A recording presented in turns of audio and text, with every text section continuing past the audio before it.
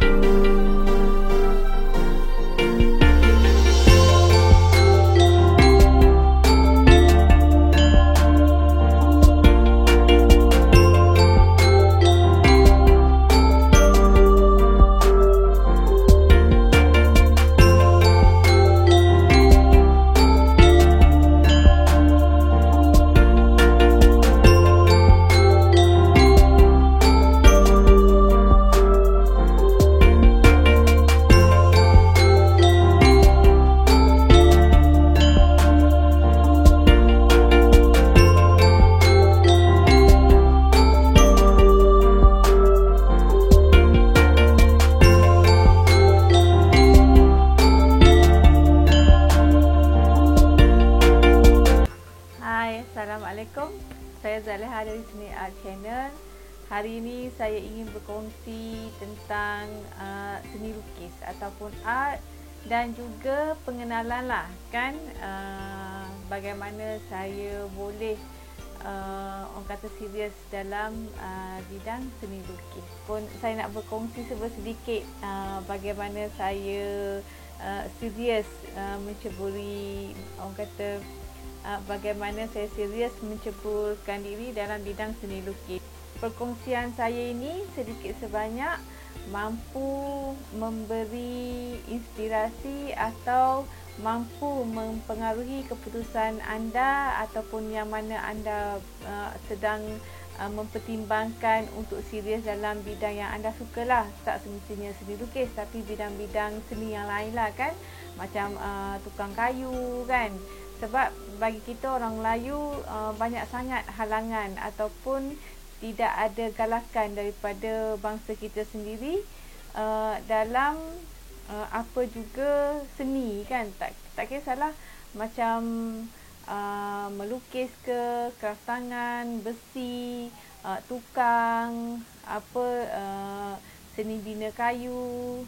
Sebab orang Melayu sebenarnya kaya dengan seni, tapi zaman sekarang seni dah tak digalakkan. Sejak kalau saya zaman saya kanak-kanak lagi lah kan, orang tua tak sokong untuk saya teruskan dalam, ataupun orang tua saya menghalang untuk saya teruskan dalam bidang seni. Sebenarnya ikutkan seni lukis ni, sejak saya tak tahu bila kan, semasa saya darjah 3 kan, masa saya darjah 3 dekat Kota Baru tu, saya masuk sekolah tu dah mula darjah 2, darjah 3. Sebab saya darjah 1 saya sekolah Kebangsaan Rantau Panjang. Lepas tu saya pindah ke sekolah Kota Baru tu. Dekat situ cikgu hantar saya mewakili sekolah dalam pertandingan seni lukis untuk buat pertandingan untuk lukisan untuk anti merokok oleh Jabatan Kesihatan. Bukan, oleh Kementerian Kesihatan Kubang Krian, Negeri Kelantan. So masa saya pergi, saya hanya dapat sagu hati. Tapi masa saya pergi dekat Hospital Kubang Krian tu first time saya pergi sana untuk ambil CJ dengan wang sagu hati lah. Masa tu RM50. Tapi RM50 sewaktu saya 9 tahun tu agak besar juga kan. Lepas pada darjah 3 tu, darjah 5, saya buat juga lagi minat lukisan, tolong kakak-kakak kan, yang kakak yang sekolah atas lagi macam saya darjah 5, saya tolong yang darjah 6 kan, UPSR. Saya suka dalam lukisan apa jua kan. So masa saya naik tingkatan, sekali lagi cikgu hantar saya untuk wakil sekolah dengan 2 orang kawan kan. Alhamdulillah sekali lagi saya masih lagi dapat sagu hati. Walaupun sagu hati tak apalah.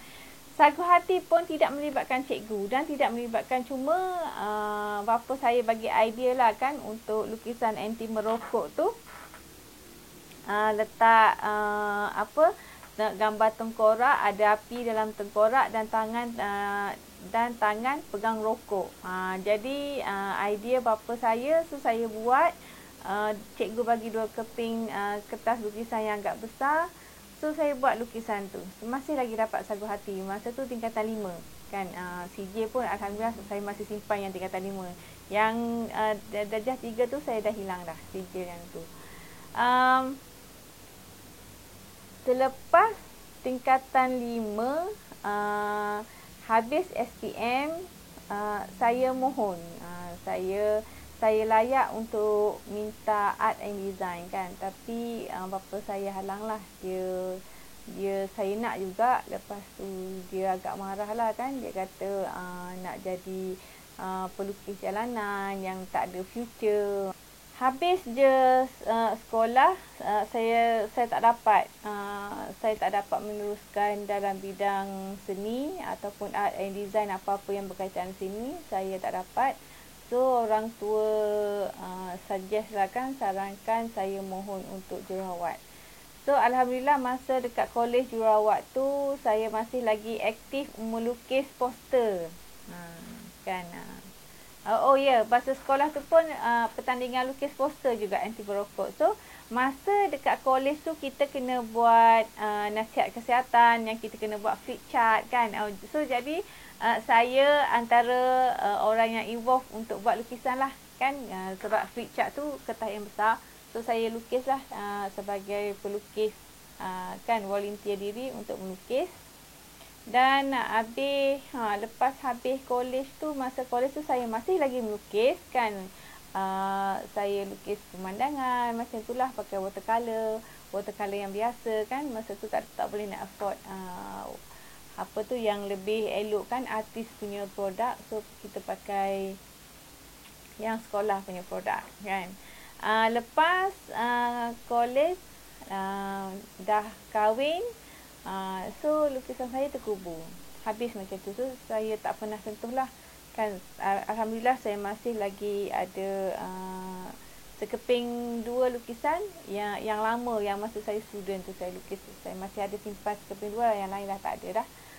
Lepas tu yelah dah kahwin, ada anak, macam tu je. Alhamdulillah agaknya sewaktu saya dekat Arab Saudi kerja 12 jam, banyak cuti kan. So hari day off tu 2010 saya ke sana, 2011, 2012 saya mula aktif melukis balik. So saya duit dah ada kan.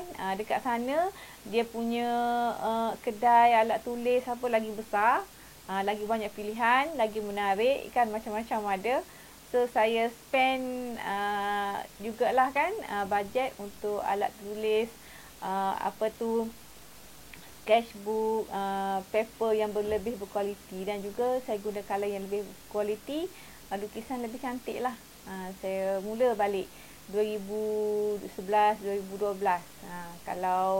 Kalau ada yang nak ikut dekat IG, saya tak berapa aktif, tapi kalau nak tengok lukisan lama saya tahun 2012 tu adalah dekat IG kan, Anggun Zaleha. So itu saya ada pun jugalah lukisan lama saya kat sana masa saya dekat Saudi. Lepas tu dah lama dekat Saudi jugalah saya buat banyak lukisan. So saya rajinlah post dekat IG lukisan yang kecil besar semua saya buat. Saya aktif masa day off kan. So saya praktis dekat situlah. So saya rasa lepas tu saya dalam masa belajar menguruskan wang tu kan, dalam saya belajar mengurus keuangan, saya praktiskan juga lukisan saya kan. Kita buat je lah, in future kita tak tahu kan. Bila kita banyak mempraktis, kita lebih ada skill lah. Kalau compare lukisan saya sebelum tu dengan sekarang, memang jauh berbeza lah kan.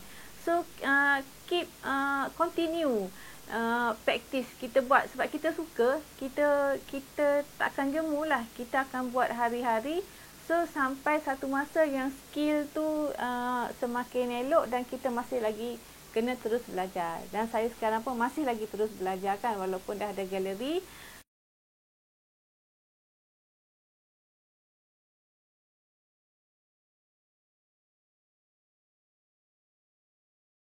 Saya masih lagi terus belajar untuk melukis kan. Bagaimana kita nak serius dalam seni jika semua orang keliling kita tak support kita, tak sokong kita kan. Macam saya, ibu bapa saya tak sokong. Keluarga tak tahu pun kan. Sampai sekarang ramai tak tahu saya ada galeri lukisan kan. Suami tak sokong masa tu kan. Tak ada seorang pun yang sokong. Kawan-kawan, kalau lukisan jarang lah. Kita jarang berkawan dengan orang yang minat yang sama sebab kita jarang jumpa. Balik kepada lukisan ke, seni apa ke, sekiranya anda ada, teruskan je buat kan. Sebab saya percaya sampai satu masa benda tu buat anda lebih macam berpegang lah kepada pendirian. Macam kita berpegang kepada pendirian kita, kita nak juga kan. Mungkin suami tengok saya bersungguh-sungguh dan minat bersungguh-sungguh dengan lukisan bersepah dekat rumah kan, saya terus melukis. Dia, alhamdulillah, dia surprisekan saya dapatkan galeri tu kan. Dia support saya untuk memohon sewa dekat galeri Kompleks Craft. So saya bermulalah kat sana dah 2 tahun lebih kan, dekat sana galeri, dan saya juga masih lagi lukislah dekat rumah. Untuk awal-awal kita menceburi lukisan ni, bergantung kepada usaha lah macam mana kan. Sebab nak harapkan income masa kita baru-baru agak sukar lah kan. Tengok jugalah cara kita macam mana. Mungkin saya tak ketemu jalan lagi kan. Lepas tu saya masih untuk kanvas yang besar saya terlalu sikit saya lukis kan. Dan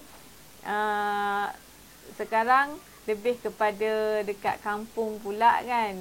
Jadi kira apa pun, macam saya masih lagi belum berjaya dalam bidang seni, tapi insya-Allah saya percaya dengan usaha, dengan minat, dengan doa kita kan, kita minta juga dengan Tuhan bagi jalan yang untuk kita, jalan mana kan, insya-Allah. So saya dah adalah perkara yang saya nak buat in the future, kita berancang walau Tuhan yang menentukan, insya-Allah. So buat masa sekarang itulah pengenalan seringkas bagaimana saya mula aktif dalam bidang seni lukis. So saya harap jika anda rasa anda bukan rasa tahu, setiap orang saya percaya memang ada kelebihan, ada unik, special, cuma kurang daripada 1% yang jumpa kelebihan yang ada dalam diri kita. Topik tu saya pernah bincanglah dalam video lama saya kan, video keuangan, video skill yang mula-mula saya buat YouTube, saya ada share tentang tu. Kalau anda berminat nak tengok kan, anda bolehlah pergi ke saya punya channel kan, tengok bagaimana skill, bagaimana kita mencipta skill kita, berapa jam kan. Daripada situ insya-Allah lah kita jumpa kelebihan diri kita. Sebab sayanglah kalau kita bergantung kepada pegangan jugalah kan. Kalau kepercayaan anda hidup sekadar yang diselesa, orang kata ya, settle down, orang kata dalam lingkungan keselesaan kan. Jika anda rasa selesa dalam keadaan semasa, so anda tak berusaha untuk mencari kelebihan kita tak akan jumpa. Begitu juga dengan saya berkebun dengan rumah kampung tu, kalau tidak kerana saya buat dekat galeri saya tak jumpa juga. Memang kita nak, cuma kesungguhan kita tu kita tidak orang kata full swing lah kan. Macam lukisan saya, kalau saya tak full swing, saya tak mencebur lebih jauh lah kan, kalau kita tak bersungguh-sungguh kan. Kalau kita hanya sekadar nak tapi kita tak berusaha, memang kita tak akan pergi jauh. So saya sarankan anda, kalau rasa minat apa, buat dan berusaha untuk melangkah lebih jauh. Sebab bila kita melangkah lebih jauh, kita akan jumpa benda-benda yang lebih menarik kan. Macam saya dah berkawan dengan orang-orang seni kat sana, banyak yang kita belajar, banyak pengajaran ataupun banyak pengalaman yang mereka kongsikan kat kita. So daripada situ kita tahu cerita, macam tu sebenarnya. So benda yang sama juga masa saya berkebun kan. Sekarang sebab PKP, saya tak boleh pergi ke rumah kampung kan. Dalam berkebun pun kita akan bertemu dengan orang-orang yang minat pertanian kan. Orang yang datang dekat rumah kampung tu, orang yang minat tentang suasana kampung, orang yang minat bertani, orang yang minat peternakan. So Allah temukan kita dengan orang-orang macam tu untuk kita belajar daripada dia orang. Macam tu kan. Sayanglah kalau hidup kita hanya sekadar superficial sahaja kan. Kita dalam keadaan comfort zone, kita tak nak keluar daripada situ, so kita tak akan jumpa kelebihan yang ada dalam diri kita. Dan anda perlu tahu yang orang Melayu memang kaya dalam seni kan. Seni khat, seni pertukangan, seni 1000 macam satu seni kan. Lukisan batik kan. Ramai yang kata, saya tidak berseni. Sebenarnya ada cara sebenarnya. Itu insya-Allah saya cuba kongsikan. Kenapa kita rasa diri kita tak berseni? Di awal macam kita mencuba tu, ada benda lain yang ada keadaan yang menghalang kita, atau kita tak boleh teruskan tu sebab kita baru kan. Rupanya masa tu kita guna otak kanan kita. Dalam bidang seni, bila kita dah melangkaui certain tempoh masa, kita akan secara perlahan akan mengguna bahagian otak kiri kita yang lebih kreatif. So seni ni saya juga akan kongsikan keistimewaan dalam bidang seni ni, kerana dia akan push kita untuk mengguna kedua-dua bahagian otak kita kan. Banyak sebenarnya kelebihan lain dalam bidang seni yang ramai tak tahu. InsyaAllah saya kongsi lagi di dalam siaran yang lain. Jika anda sudi, tolong subscribe dan support channel saya, InsyaAllah ya. Okay, bye. Jumpa lagi.